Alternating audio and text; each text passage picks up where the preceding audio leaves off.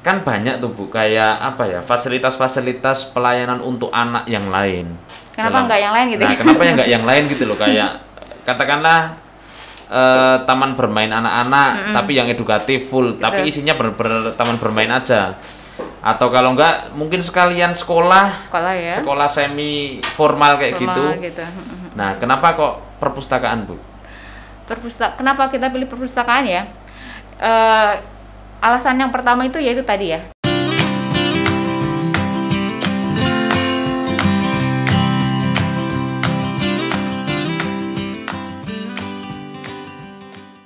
Assalamualaikum warahmatullahi wabarakatuh. Selamat datang di podcast Wonder Home Library, di channel YouTube Wonder Home Library bersama KKN Kelompok 29 Universitas Muhammadiyah Yogyakarta. Untuk kali ini kita sudah ada di edisi kedua. Setelah kemarin kita memperkenalkan, karena ini khusus yang KKN ya Bu, maksudnya ini segmen KKN ya. Udah memperkenalkan anggota-anggota kelompok kami, terus habis itu sudah memperkenalkan beberapa program-program kami, rencana-rencana selama 1 bulan ke depan.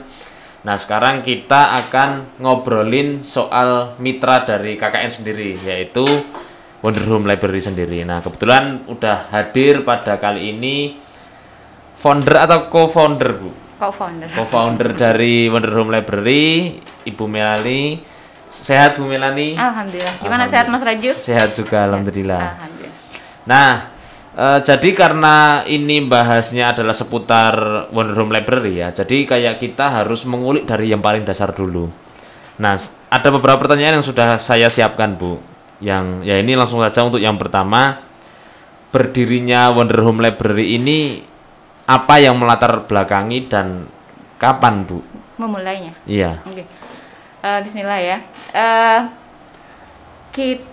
Dimulainya ya, atau latar belakang ya. Latar belakangnya itu adalah bermula dari obrolan sih sebenarnya ya.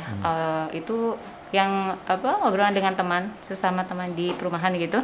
Kemudian biasalah kita curhat-curhatan bagaimana kondisi anak-anak di sana seperti itu ya. Nah, dari kegelisahan seperti itu, makanya kita kemudian saya dan suami kemudian kan ngobrol, diskusi gitu. Akhirnya tercetus, kenapa nggak kita bikin library aja seperti impian kita ketika kita di Amerika gitu ya. Di sana kita ada library yang sangat bagus sekali gitu ya, dan kita pengen adopsi ada di Indonesia. Makanya ketika pulang itu kita bukannya bawa oleh-oleh tas branded atau apa gitu, pokoknya tapi kita bawa buku-buku sampai berapa puluh kardus gitu ya, buku-buku dari sana. Kemudian permasalahannya ada di perumahan ini kok mirip dengan impian kita gitu. Ya udah kita buka saja yuk gitu. Library di mana anak-anak itu bisa spend their time gitu ya di library kita. Entah itu bermain, entah membaca dan lain-lain gitu. Daripada mereka kemudian berkeliaran, karena kan orang tuanya rata-rata pekerja ya. Ada yang dosen, ada yang kerja di kantor dan lain-lain gitu. Makanya yuk kita buka yuk gitu. Dan itu bergayung bersambut dengan teman saya itu Bu Agus itu. Akhirnya wah yuk kita punya ini yang sama, yuk kita mulai gitu. Dan jadilah itu gitu. yuk. Akhirnya nyari tempat, kemudian nyari buku dan lain-lain gitu. Nah itu kita mulai dari Desember, kita sewa tempat, mulai cari-cari buku, dan ada yang menyumbangkan rak buku gitu Desember 2019. Waktu itu kan COVID masih belum nyampe di Indonesia kalau nggak salah ya. Dan kemudian kita rencana launching itu Maret. Tapi ternyata Januari udah mulai datang Udah mulai datang ke Jakarta, pokoknya ke kota-kota besar dulu gitu. Akhirnya sampai juga ke Indonesia, kita khawatir juga ya gitu kan. Akhirnya launching kita pending dulu untuk sementara untuk menjaga itu. Tapi kok lama-lama kok nggak berakhir gitu kan. Akhirnya daripada kita, tapi sebelum launching itu kita juga udah berjalan sih beberapa kegiatan seperti sembako, pembagian sembako untuk COVID peduli ya, peduli pandemi dan sebagainya gitu. Dan baru launching secara resminya itu bulan Juli tahun 2020 gitu. Itu awal mulainya dari situ, kemudian kita mulai secara resmi tahun 2020 itu pertengahan gitu.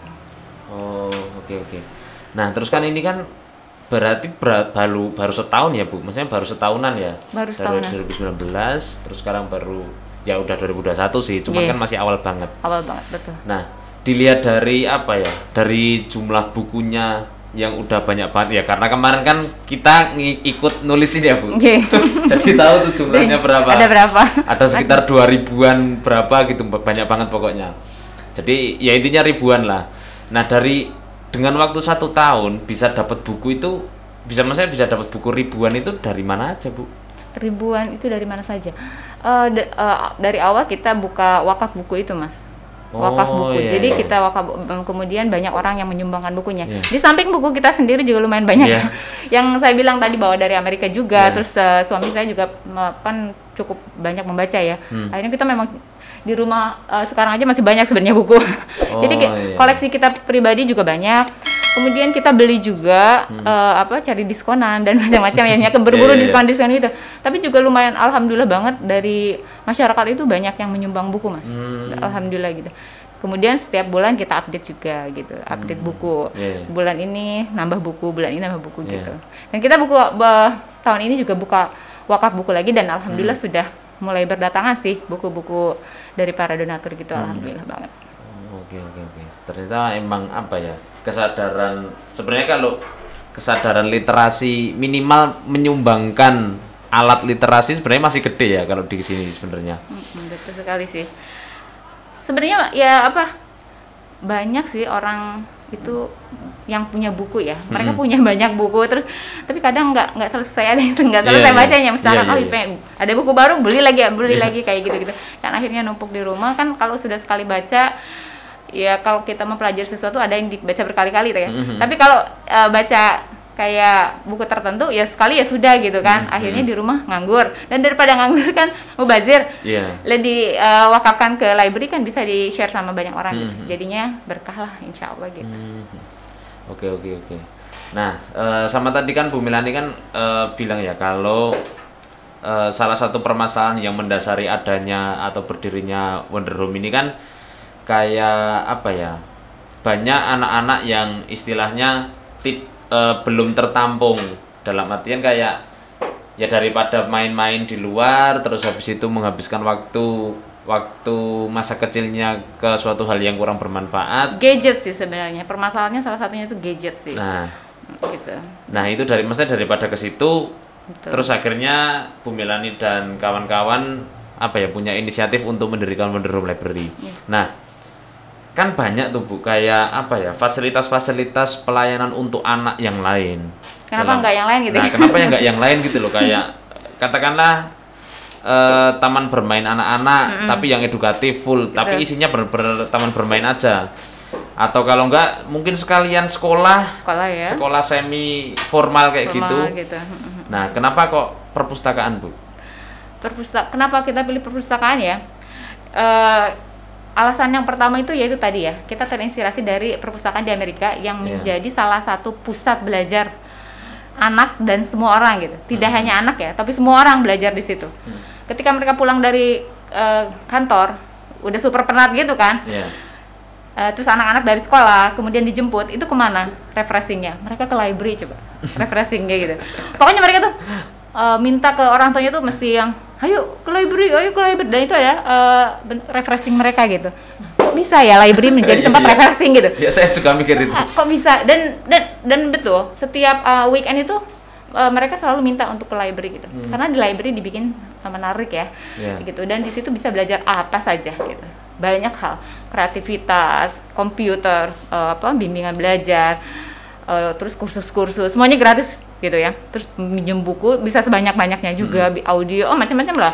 Ada pemutaran film juga, terus ada lagu-lagu, macam-macam lah gitu ya. Dan itu kok menarik ya, dan pengen kita adopsi kayak gitu. Nah, kemudian di sini kenapa buka itu? Ya itu tadi alasannya begitu. Di library itu kita bisa lebih luas gerakannya gitu. Kita bisa melakukan banyak hal, impian kita banyak. Kalau kita hanya buka tempat bermain saja, itu kan terbatas gitu terbatas. Di tempat bermain nggak bisa dong kita bikin podcast. Di tempat bermain nggak bisa dong kita buka bimbel gitu ya. Di tempat bermain nggak bisa dong kita buka pendampingan pendampingan ekonomi, pendampingan bagaimana mengelola lingkungan, parenting gitu kan nggak bisa. Kemudian sekolah juga terbatas, hanya orang-orang tertentu, hanya umur-umur tertentu gitu kan ya. Nah sedangkan library itu kan dari monggo yang bayi gitu ya, sampai yang nenek-nenek mau ke library monggo gitu. Kegiatannya nanti kita fasilitasi, buku-bukunya juga gitu ya. Jadi gerakannya lebih ini aja sih, lebih luas aja gitu. Apalagi kalau kita dengar dan zaman kita kalau mau flashback ke belakang gitu, bahwa Islam pernah mengalami peradaban yang luar biasa gitu ya di masa kejayaannya itu. Salah satunya kita punya perpustakaan besar di Cordova misalkan gitu-gitunya, pusat kejayaan Islam. Pusat ilmu di sana, banyak banget ilmu yang kemudian menjadi rujukan-rujukan di masa yang sekarang gitu. Nah itu pusat peradaban gitu. Embrionya di situ gitu, spring of literasi. Oke, paham. Nah, terus ya mungkin karena sebenarnya kan saya kan masih belum tahu banyak ya Bu soal Wonder Home ini dan baru masuk ke minggu ketiga ya di sini ya. Iya, dan saya kan baru tahu ini meskipun saya kan kontrakannya di situ di Sitokarto. Wih, deket ya ternyata. Dekat tetangga kan Mejing Sitokarto dekat. Tapi belum terdengar ya. Nah, saya belum pernah tahu kalau di sini itu ternyata ada Wonder Home Library ini. Betul. Nah, dan saya baru tahu ketika KKN kebetulan DPL saya kan Pak Siva. Akhirnya diarahkan ke sini dan akhirnya ya saya sedikit tahu menahu lah soal Wonder Home. Nah, terus sebenarnya kenapa kok ambil namanya Wonder Home, Bu? Oh iya, namanya ya Wonder Home. Wonder Home itu yang pertama Wonder itu ada dulu di Amerika namanya Wonder Lab ya. Wonder Lab itu ya itu tadi yang saya bilang, library itu dijadikan tempat benar-benar tempat rekreasi, refreshing, tempat yang menarik gitu ya. Yang kedua itu ada museum. Nah, museum di Indonesia itu sebagian besar ya, rata-rata itu identik dengan keseriusan, kurang menarik gitu kemasannya ya. Kemudian di sana ada Wonder Lab, itu museum sains anak. Itu bagaimana simulasi sains itu dibikin sangat menarik gitu. Itu anak-anak seneng banget, jadi kayak belajar sambil bermain gitu. Itu luar biasa, anak mesti pengennya ke situ, mesti tiap weekend maunya ke situ. Dari sekolah kalau ada field trip gitu ke situ gitu ya. Nah itu namanya Wonder Lab. Kemudian saya juga kerja di Frisco itu, dan biasanya ada science corner gitu. Nah kita tulis wonder dan question mark gitu. Artinya pertanyaan-pertanyaan science itu berawal dari why kan, wonder gitu. Apa ya gitu, kenapa ya atau apa gitu.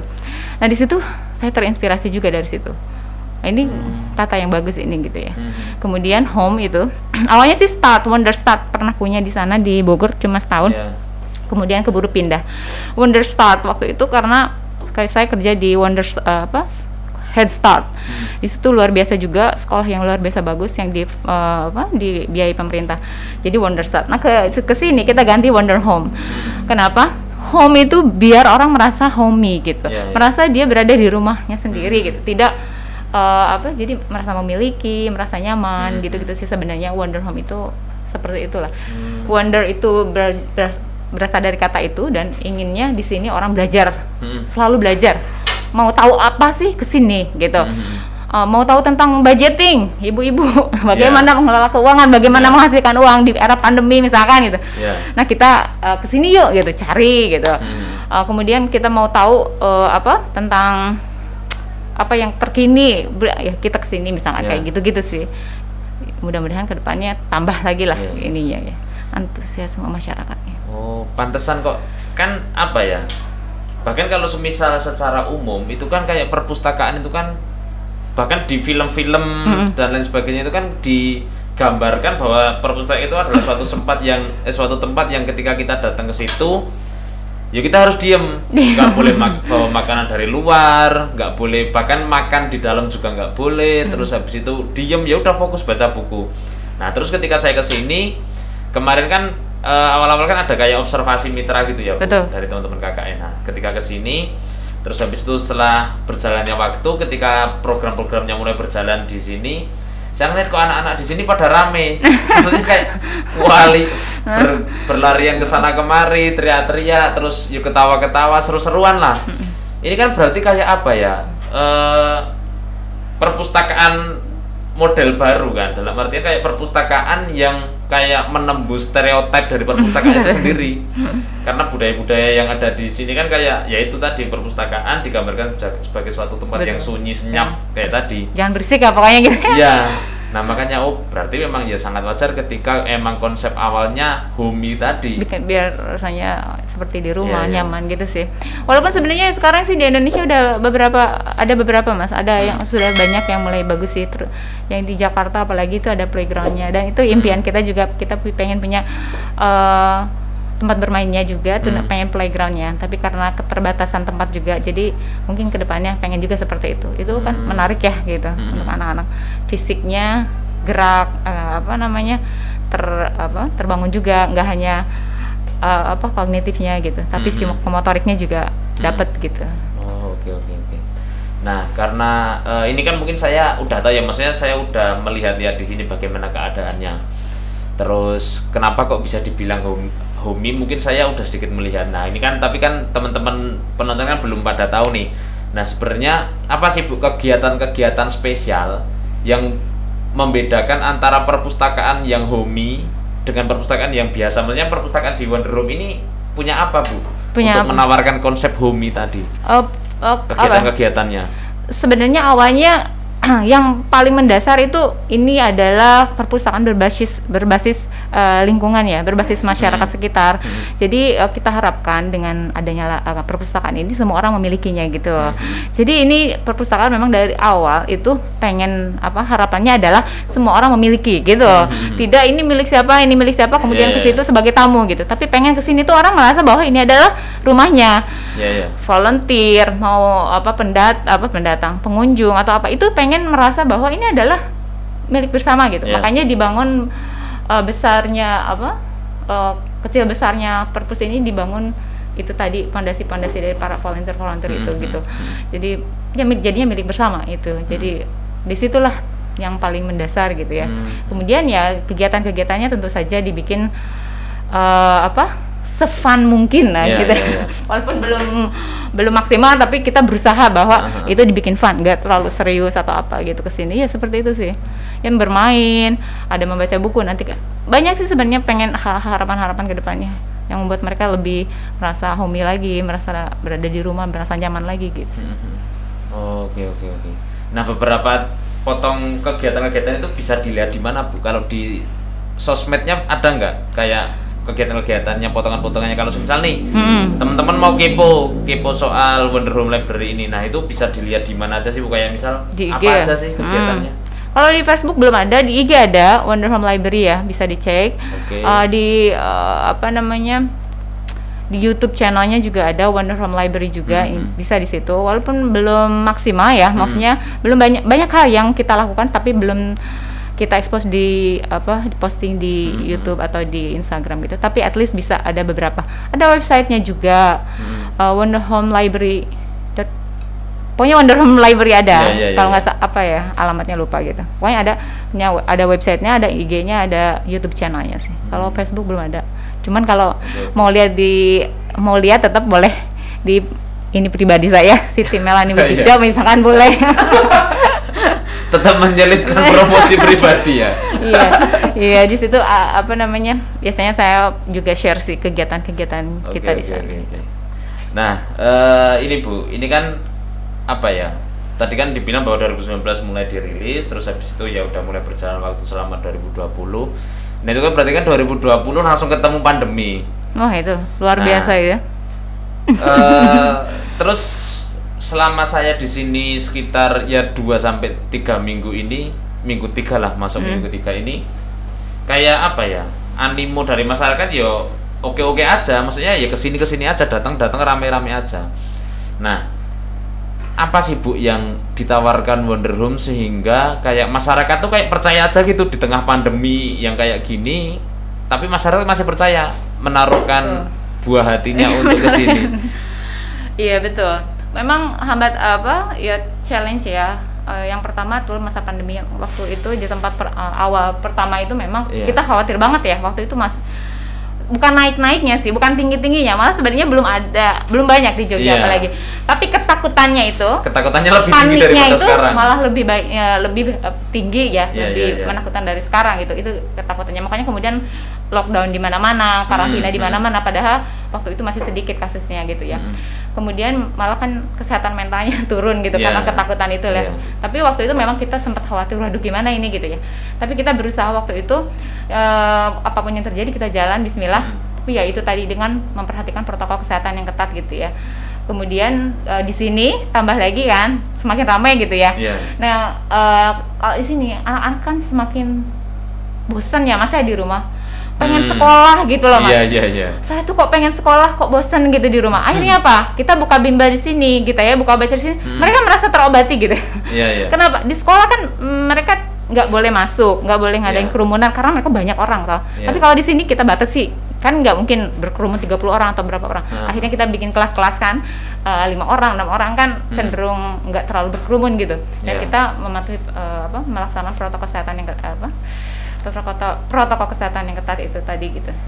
Kemudian kita ya memastikan semua orang yang di sini untuk memenuhi itu melaksanakan itu supaya masyarakat di luar sana itu merasa secure ya, safe gitu insya Allah gitu.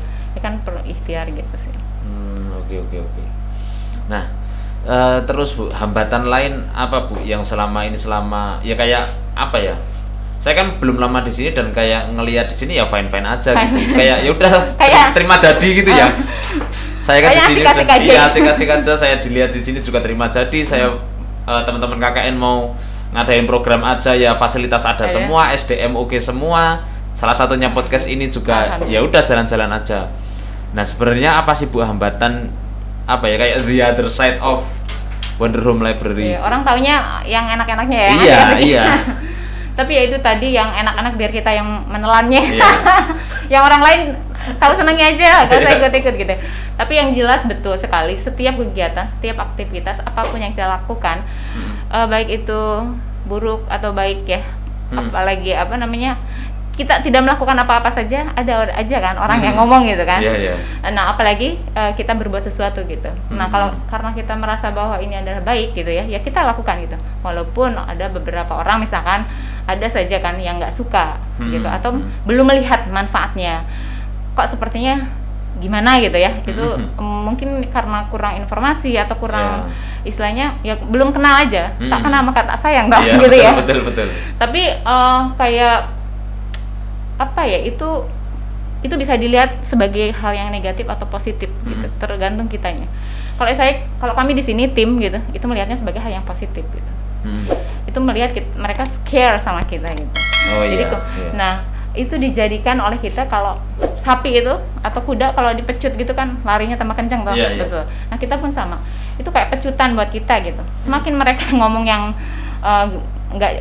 yang menyerang kita atau apa kita semakin larinya semakin cepat gitu. Semakin ingin membuktikan semakin kencang, semakin ingin membuktikan karena kita memang melakukan sesuatu tidak ingin dinilai oleh orang lain misalkan wah gimana kita dinilai apa saja terserah kok gitu. Mau nilai jelek mau nilai bagus monggo, yang penting kita berharap dan berdoa Allah ridho sama kita. That's it gitu. Itu harga mati gitu. harus gitu harus ridho Allah itu pertama. Monggo orang lain mau melakukan apa-apa selama Allah ridho kita nggak takut insya Allah gitu sih. Oke. Terakhir Bu, harapan yang belum sampai detik ini belum tercapai untuk Wonder Home ini banyak ya. Yang pertama jelas ya kita ingin semua orang merasa memiliki ini gitu. Semua orang berkontribusi entah itu tenaga, pikiran, materi apa saja, kemudian mereka bisa beraktivitas di sini apa saja, pokoknya memanfaatkan library ini untuk mereka sendiri. Iya itu karena terkait dengan pandemi sih sebenarnya kan kita juga nggak memaksakan toh orang lain atau kita sendiri melakukan hal-hal yang besar gitu karena banyak program kita juga kita tunda karena pandemi ini gitu. Kemudian kita juga tidak mengekspos ini keluar banget gitu ya, maksudnya tidak jor-joran lah kalau bahasa Sundanya itu karena itu tadi ya melihat kondisi yang sekarang ya di Jogja juga tambah PSBB gitu-gitu ya. Nah, yang selanjutnya harapannya yaitu tadi menggeliat semakin menebar manfaat, semakin semakin library ini semakin ya udah manfaat ya, berarti manfaat lah pokoknya dengan program-programnya gitu ya, karena banyak sekali hal-hal yang belum bisa kita lakukan padahal kita sudah ada program ini yang ingin kita lakukan. Banyak sih sebenarnya, insya Allah kedepannya mungkin salah satunya playground tadi ya Bu. Playground mau tempat bermain, mau kita malah kedepannya pengen itu Mas, buka library kelilingnya gitu. Jadi kita bawa buku di mobil gitu ya, terus kita ke desa-desa atau ke RT-RT, kita kerjasama dengan RT setiap sebulan sekali atau 2 minggu sekali gitu. Itu kedepannya pengennya seperti itu juga gitu. Oke, ya mungkin itu dulu aja ya Bu. Nah, mungkin itu saja pembahasan kita terkait Wonder Home Library ini. Udah banyak banget yang dijelasin sama Bu Melani terkait Wonder Home ini. Sebenarnya belum semua sih. Nah, itu sedikit ya. Kalau mau langsung itu sengaja Bu. Cikidat. Iya. Itu sengaja, jangan dijelasin semua. Nanti kalau misalnya udah dijelasin semua, nanti sosmed yang lain sepi. Ya gitu ya. Biar nanti datang ke Instagram, datang ke sosmed-sosmed yang lain, biar datang ke sini juga. Jadi emang sengaja nggak dibocorin semua. Biar nanti silakan datang ke sini, tanya langsung ke volunteer-volunteernya, ke pengurus-pengurusnya, biar nanti bisa tahu lebih banyak soal Wonder Home Library ini. Nah, sebenarnya terima kasih Bu Melani sudah hadir pada siang hari ini, sudah mengisi di segmen KKN, dan semoga ini nanti bisa menjadi suatu hal yang bermanfaat bagi Wonder Home tentunya. Amin. Bagi masyarakat secara umum pastinya, dan juga bagi kami dari tim KKN. Terima kasih udah mau mendampingi kita di sini, membersamai. Terima kasih banyak juga. Oke, mungkin itu saja. Terima kasih. Selamat bertemu di podcast selanjutnya. Assalamualaikum warahmatullahi wabarakatuh. Waalaikumsalam warahmatullahi wabarakatuh.